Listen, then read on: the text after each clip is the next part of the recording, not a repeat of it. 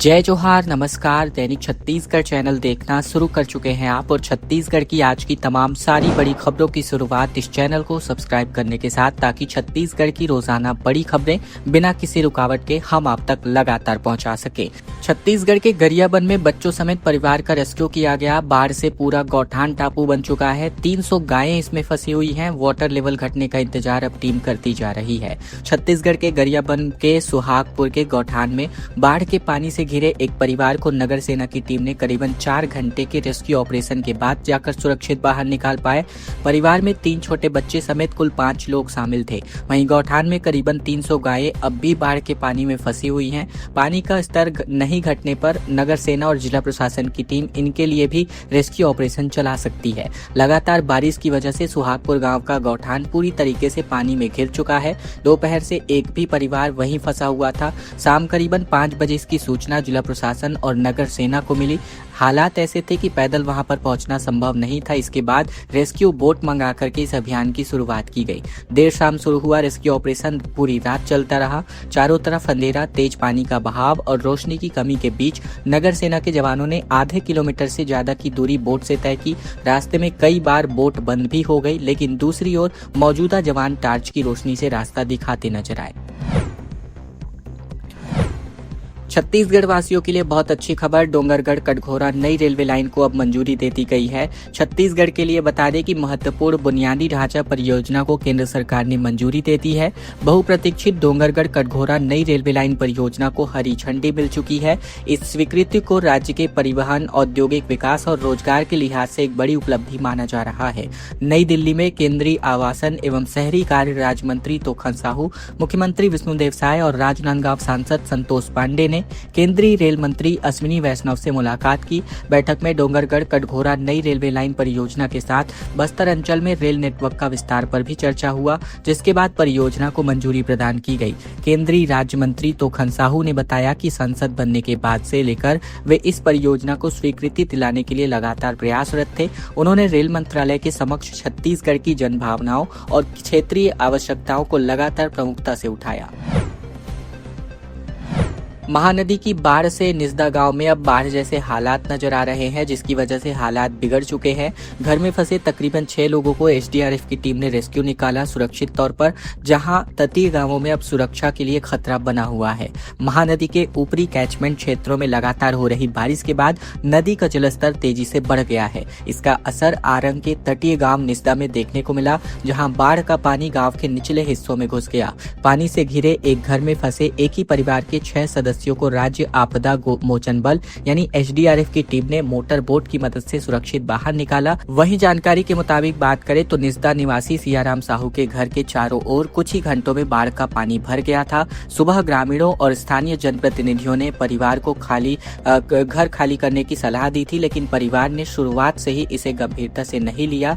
जलस्तर तेजी से बढ़ने के बाद पूरी तरीके से घर जो है चारों तरफ से पानी से घिर गया और बाहर निकलने का रास्ता पूरी तरह से बंद हो गया। परिवार के फंसने की सूचना मिलते ही आरंग एसडीएम अभिलाषा पैकरा, तहसीलदार बाबूलाल कुर्रे और थाना प्रभारी हरीश साहू मौके पर पहुंचे। तेज बहाव को देखते हुए एसडीआरएफ की टीम को बुलाया गया, जहां जवानों ने मोटर बोट के जरिए सियाराम साहू समेत परिवार के सभी 6 सदस्यों को सुरक्षित बाहर निकाला। छत्तीसगढ़ ओडिशा को जोड़ने वाला निर्माणाधीन पुल भरभरा करके गिर गया। बस्तर में पुलिया डूब गई, दंतेवाड़ा में लैंडस्लाइड हो गई, कांकेर में 15 करोड़ की नहर टूट गई। छत्तीसगढ़ के गरियाबंद में लगातार हो रही भारी बारिश के बीच अब उदंती नदी पर ओडिशा सरकार की ओर से बनाया जा रहा निर्माणाधीन पुल भरभरा करके गिर गया। करीबन 9 करोड़ रुपए की लागत से बन रहा ये पुल छत्तीसगढ़ के अमली गांव और ओडिशा के 4 गांव को जोड़ने वाला था। लगातार हो रही बारिश के कारण पुल ढह गया, जिसकी वजह से दोनों राज्यों के बीच संपर्क प्रभावित हुआ है। लगातार बारिश की वजह से रायपुर में खारून नदी का जलस्तर खतरे के निशान से ऊपर पहुंच गया है। बस्तर संभाग में नारायणपुर को महाराष्ट्र से जोड़ने वाले नेशनल हाईवे 130 पर बाकुलाही के पास पुलिया प्रभावित हुआ है, जिसकी वजह से कई गांवों का संपर्क टूट गया है। इसी के साथ ही दंतेवाड़ा में भी अरनपुर जगरगुंडा मार्ग पर लैंडस्लाइड के खतरे के चलते आवाजाही प्रस्तावित बंद कर दी गई है। वहीं कांकेर जिले में 15 करोड़ से 50 लाख रुपए की लागत से बन रही नहर पहली ही बारिश नहीं झेल पाई और सामतरा के पास ढह गई, जिससे किसानों की फसलें चौपट हो गई। जबकि बंगाल और उड़ीसा में बने सिस्टम के असर की वजह से छत्तीसगढ़ में आने वाले 24 घंटे तक कई जिलों में भारी से बहुत भारी बारिश को लेकर अलर्ट जारी हुआ है। मौसम विभाग के मुताबिक रायपुर, बस्तर और दुर्ग संभाग के कुछ इलाकों में तेज बारिश की संभावना है। हालांकि 31 जुलाई से धीरे धीरे बारिश की एक्टिविटी कम हो सकती है, इसके संकेत हैं। बालोद में 19 किसानों से 21 लाख रुपए की धोखाधड़ी का मामला उजागर हुआ है। 826 क्विंटल धान खरीद करके नहीं किया गया भुगतान। एमएलए संगीता साहू के हस्तक्षेप के बाद अब एफआईआर दर्ज हो गई है। छत्तीसगढ़ के बालोद जिले में 19 किसानों से 21,37,000 रुपए की कथित धोखाधड़ी के मामले में अब एक नया मामला उजागर हुआ है। सन्नौत थाना क्षेत्र के ग्राम बोहारा और डोटो पार के किसानों की शिकायत पर पुलिस ने धान व्यापारी दीपक अग्रवाल उर्फ मयंक जैन के खिलाफ मामला दर्ज करके जांच की कार्यवाही शुरू कर दी है। आरोप है कि व्यापारी ने किसानों से 826 क्विंटल से भी अधिक का रबी फसल का धान खरीदा, लेकिन भुगतान नहीं किया। किसानों के अनुसार व्यापारी मई माह में धान खरीदते समय 4 से 5 दिनों के भीतर पूरी राशि का भुगतान करने का आश्वासन दिया था। तय समय बीत जाने के बाद भी भुगतान जारी नहीं हुआ। कई बार संपर्क करने के बावजूद व्यापारी ने किसानों की बकाया राशि नहीं चुकाई, जिसकी वजह से तमाम किसानों को आर्थिक संकट का सामना करना पड़ रहा है। बड़ी खबर बालोद से, जहां बिजली की वजह से करीबन 8 मवेशियों की मौत हो गई। पेड़ के नीचे खड़े सभी मवेशी इसकी चपेट में आ गए। बाल बाल चरवाहा बच गया। छत्तीसगढ़ के बालोद जिले के डोंडी ब्लॉक के लिम्हा टोला गांव में बुधवार दोपहर बिजली गिरने की वजह से 8 मवेशियों की मौत हो गई। इस हादसे में 100 से अधिक मवेशियों को चराने लेकर गया चरवाहा बाल बाल बच गया। यह हादसा लिम्हा टोला से कुसुम टोला मार्ग पर चौरका भट्टी के पास दोपहर करीबन 3:15 पर हुआ। चरवाहा रोज की तरह गांव के तमाम मवेशियों को चराने लेकर गया था। इसी दौरान मौसम खराब हो गया और गर्जना के साथ साथ तेज बारिश का दौर शुरू हो गया। बारिश से बचने के लिए कई मवेशी पेड़ के नीचे खड़े हो गए। तभी अचानक आकाशीय बिजली गिर गई और इसकी चपेट में आकर 6 गाय, 1 बैल और 1 बछड़े की मौके पर ही मौत हो गई। झुंड में मौजूद अन्य मवेशी सुरक्षित रहे। घटना की सूचना मिलते ही ग्रामीण मौके पर पहुंच गए। मृत मवेशी लिम्हा टोला निवासी बंसीलाल भुआर, दुलार मरावी और रवि कोरेटी और राजकुमार साहू के बताए जा रहे हैं। ग्रामीणों ने प्रशासन से पंचनामा कराकर पशुपालकों को नियमानुसार मुआवजा देने की मांग की है। बीजापुर में भारी बारिश की वजह से स्कूलों में छुट्टी कर दी गई है। विधायक ने कलेक्टर को एक पत्र लिखा था, जहां क्षेत्र के नदी नाले उफान पर है। बीजापुर जिले में हो रही लगातार बारिश और भारी बारिश की वजह से बाढ़ जैसे हालात में विधायक विक्रम मंडावी ने स्कूली छात्र छात्राओं की सुरक्षा को लेकर कलेक्टर को पत्र लिखकर सभी शासकीय और अशासकीय स्कूलों में अवकाश घोषित करने की मांग की। प्रशासन ने मौसम और मौजूदा परिस्थितियों के आकलन के बाद स्कूलों में छुट्टी को मंजूरी दे दी है। विधायक विक्रम मंडावी ने अपने पत्र में लिखा है कि जिले में लगातार हो रही मूसलाधार बारिश की वजह से जनजीवन बुरी तरीके से प्रभावित हुआ है। कई क्षेत्रों में नदी और नाले उफान पर है और सड़क का संपर्क बाधित होने की वजह से विद्यार्थियों को स्कूल पहुंचने में गंभीर कठिनाइयों का सामना करना पड़ रहा है। विधायक ने छात्र हित और सुरक्षा को प्राथमिकता देते हुए जिले के प्राथमिक, माध्यमिक, हाई स्कूल और हायर सेकेंडरी स्तर के तमाम शासकीय और अशासकीय विद्यालयों में अवकाश घोषित करने का आग्रह किया था। बीजापुर कलेक्टर विश्वदीप ने बताया कि जिले में भारी बारिश का अलर्ट जारी है। आपात स्थिति से निपटने के लिए एसडीएम और तहसीलदारों के संपर्क नंबर भी जारी किए गए हैं। बस्तर से भाजयुमो ने सदस्यता अभियान की शुरुआत की है और 7 दिन के अंतर्गत 18,000 से अधिक सदस्यों को जोड़ा जा चुका है। 20 सितंबर तक 2 लाख नए वोटर्स को जोड़ने का टारगेट रखा जा रहा है। भारतीय जनता युवा मोर्चा अर्थात भाजयुमो ने बस्तर से शुरू किए गए अपने सदस्यता अभियान को पूरे प्रदेश में तेज करने का दावा किया है। संगठन के मुताबिक 23 जुलाई से शुरू हुए इस अभियान के प्रथम 7 दिन के अंतर्गत 18,000 से अधिक लोगों ने सदस्यता लेकर डिजिटल प्रमाण पत्र जनरेट किया है। ये अभियान 20 सितंबर तक चलेगा, जिसके अंतर्गत प्रदेश भर के तकरीबन 2 लाख युवाओं और नए मतदाताओं को जोड़ने का लक्ष्य रखा गया है। भाजयुमो के अध्यक्ष राहुल टिकरिया ने एक प्रेस कॉन्फ्रेंस के दौरान बताया कि सदस्यता अभियान की शुरुआत दंतेवाड़ा जिले के बगचेली मंडल से की गई है। इसके बाद बीजापुर के भोपालपट्टनम, सुकमा के दोरनापाल और नारायणपुर के ओरछा समेत बस्तर संभाग के कई इलाकों में सदस्यता अभियान चलाया गया। संगठन का कहना है कि बस्तर के 7 जिलों में सभाओं और जनसंपर्कों के कार्यक्रमों कार्यक्रमों के जरिए युवाओं तक पहुंच बनाई जा रही है। संगठन के अनुसार बात करें तो अभियान शुरू होने से पहले 7 दिनों में ही 18,846 लोगों ने सदस्यता ले ली है और अपना डिजिटल प्रमाण पत्र भी प्राप्त कर लिया है। सदस्यता ऑनलाइन और ऑफलाइन दोनों माध्यमों से फिलहाल कराई जा रही है। बिलासपुर के रेलवे स्टेशन पर टिकट चेकिंग अभियान चलाया गया, जिसमें 2,25,000 रुपए का जुर्माना ठोका गया। एक ही दिन में 283 मामलों में यह त्वरित कार्यवाही की गई।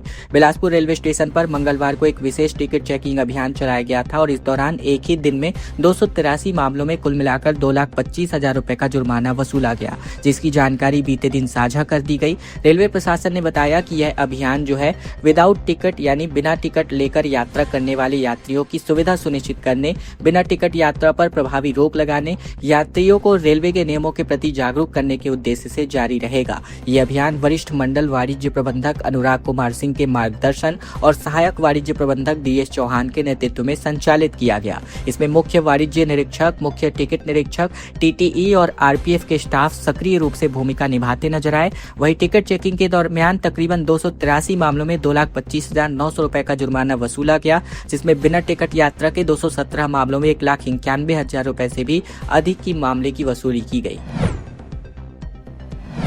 छत्तीसगढ़ में अब ऑफिशियल तौर पर एनालॉग पनीर को बैन कर दिया गया है। पाम ऑयल और मिल्क पाउडर से ये बनाया जाता था। स्वास्थ्य मंत्री ने कहा कि आज के बाद नहीं बिकेगा। छत्तीसगढ़ सरकार ने प्रदेश में एनालॉग पनीर के कारोबार पर पूरी तरीके से प्रतिबंध लगा दिया है। स्वास्थ्य मंत्री श्याम बिहारी जायसवाल ने प्रेस कॉन्फ्रेंस कर इसकी जानकारी प्रदान की। सरकार जल्द ही बिक्री रोकने का आदेश जारी करेगी। पिछले 1 साल में रायपुर में मिलावटी और एनालॉग पनीर के खिलाफ की गई ये बड़ी कार्यवाही है, जहां जुलाई 2025 में बिरगांव की काशी एग्रो फूड फैक्ट्री से करीबन 2,500 किलो संदिग्ध या एनालॉग पनीर, जिसको बोला जाता है, जब्त करके फैक्ट्री को सील किया गया था। हाल ही में खाद्य विभाग ने रायपुर की एक और पनीर फैक्ट्री पर छापा मारकर करीबन 1700 किलो से अधिक के पनीर के सैंपल जांच के लिए भेजे हैं। यानी पिछले 1 साल में रायपुर में करीबन 4,200 किलो संदिग्ध पनीर पर कार्यवाही हो चुकी है। इन्हीं लगातार कार्यवाही और जांच के मामले सामने आने के बाद से अब राज्य सरकार ने कदम उठाते हुए छत्तीसगढ़ में एनालॉग पनीर की बिक्री पर प्रतिबंध लगाने का फैसला किया है। हालांकि कितने एनालॉग पनीर या संदिग्ध पनीर अब तक खप गए होंगे मार्केट में, इसका अंदाजा और डेटा किसी के पास मौजूद नहीं है। 154 PTI पद भर्ती विज्ञापन से बाहर, जिसको लेकर सड़क पर उतरे अभ्यर्थी BPEd और MPEd कैंडिडेट्स ने अपने सवाल उठाए हैं। मंत्री से जवाब लेने पहुंचे तो पुलिस ने इनको खदेड़ दिया। छत्तीसगढ़ में हो रही शिक्षक भर्ती को लेकर अब एक नया विवाद खड़ा हो चुका है। 28 जुलाई 2026 को लोक शिक्षण संचालनालय के द्वारा अर्थात DPI के द्वारा जारी किए गए 1654 शिक्षक पदों के विज्ञापन में व्यायाम शिक्षक अर्थात PTI या जिसको खेल शिक्षक भी कहा जाता है, इसके पद शामिल ही नहीं है। इसको लेकर BPEd और MPEd के विद्यार्थी योग्यताधारी अभ्यर्थी भारी नाराज है। प्रशिक्षित व्यायाम शिक्षक संघ का दावा है कि वर्ष 2025 में स्कूल शिक्षा विभाग द्वारा भेजे गए 5,000 पदों के भर्ती प्रस्ताव में 154 व्यायाम शिक्षक अर्थात PTI के पद शामिल थे। वित्त विभाग की नोट शीट में भी इन 154 पदों का उल्लेख है और इन पदों पर कोई आपत्ति दर्ज नहीं की गई थी। संघ का आरोप है कि वित्तीय मंजूरी और संवर्गवार रोस्टर जारी होने के बाद भी अंतिम भर्ती विज्ञापन से इन पदों को बिना किसी पूर्व सूचना के हटा दिया गया। धमतरी हत्याकांड मामले में साहू समाज ने मोर्चा खोल दिया है। नीरज साहू हत्याकांड में आरोपियों की गिरफ्तारी को लेकर पुलिस पेट्रोलिंग बढ़ाने और त्वरित कार्यवाही की मांग उठाई जा रही है। धमतरी जिले में 1 सप्ताह पहले हुए नीरज साहू हत्याकांड को लेकर साहू समाज में भारी आक्रोश व्याप्त है। समाज के पदाधिकारियों और सदस्यों ने SP कार्यालय पहुंचकर ज्ञापन सौंपा और हत्या के आरोपियों की तत्काल गिरफ्तारी की मांग की गई। साथ ही क्षेत्र में बढ़ती आपराधिक घटनाओं को देखते हुए पुलिस पेट्रोलिंग बढ़ाने की भी मांग की गई। यह घटना कुरूद थाना क्षेत्र के नरी पुल के पास 22 जुलाई को हुई थी। जानकारी के मुताबिक पिकअप वाहन में सवार नीरज साहू पर अज्ञात हमलावरों ने धारदार हथियार से गले पर हमला करके उनको निशंस हत्या कर दी गई थी। अत्यधिक रक्तस्राव होने के कारण उनकी मौके पर ही मौत हो गई थी। घटना के बाद पुलिस ने अब मामले को दर्ज करके जांच की कार्यवाही शुरू की, लेकिन 1 सप्ताह बीत जाने के बावजूद आरोपी पुलिस की गिरफ्त से बाहर है। इसको लेकर साहू समाज ने नाराजगी जताई और दोषियों को जल्द गिरफ्तार करने की मांग की है। साहू समाज के पदाधिकारियों का कहना है कि हत्या के बाद पूरे मगरलोड क्षेत्र में भय का माहौल है। हाल ही में एक अन्य युवक पर भी चाकू से हमला होने की घटना की वजह से लोगों की चिंता और बढ़ गई है। पीसीसी चीफ दीपक बैज का एक बड़ा बयान, कांग्रेस में जल्द ही संगठन विस्तार किया जा सकता है, 10 से 20% नए चेहरों को मौका दिया जा सकता है। दिल्ली दौरे से वापस लौटने के बाद छत्तीसगढ़ कांग्रेस अध्यक्ष दीपक बैज ने संगठन विस्तार, एंटी पेपर लीक कानून, पीएससी भर्ती विवाद, साथ ही प्रदेश की स्वास्थ्य व्यवस्था को लेकर भाजपा सरकार पर जमकर निशाना साधा। उन्होंने कहा कि कांग्रेस संगठन में जल्द ही नई नियुक्तियां की जा सकती है, 10 से 20% नए चेहरों को जिम्मेदारी दी जाएगी। दीपक बैज ने कहा कि प्रदेश कांग्रेस की एक नई टीम को लेकर मंथन पूरा हो चुका है। उन्होंने बताया कि करीबन 10 से 20% नए चेहरों को यानी नए लोगों को संगठन में शामिल किया जाएगा, जबकि अधिकांश पुराने पदाधिकारियों को बरकरार रखा जाएगा। उन्होंने कहा कि कुछ पदाधिकारी व्यक्तिगत कारणों से संगठन को पर्याप्त समय नहीं दे पा रहे, ऐसे लोगों की जगह सक्रिय कार्यकर्ताओं को अवसर दिया जाएगा। कांग्रेस हाईकमान ने भी संगठन के नए चेहरों को शामिल करने पर सहमति जता दी है और जल्द ही नियुक्तियों की घोषणा कर दी जाएगी। खबरों का सिलसिला बस यही तक का था। अगर आपको यह वीडियो अच्छी लगे, वीडियो को एक छोटा सा लाइक जरूर कीजिएगा। चैनल पर नए हैं तो चैनल को सब्सक्राइब जरूर कर लीजिएगा। बिना किसी रुकावट छत्तीसगढ़ की रोजाना बड़ी खबरों को जानने के लिए इस चैनल को लाइक और इस चैनल को सब्सक्राइब करने के साथ साथ इस वीडियो को शेयर करना बिल्कुल मत भूलिएगा, ताकि तमाम लोगों तक यह जानकारी, यह खबरें बिना किसी रुकावट के रोजाना पहुंचाई जा सके।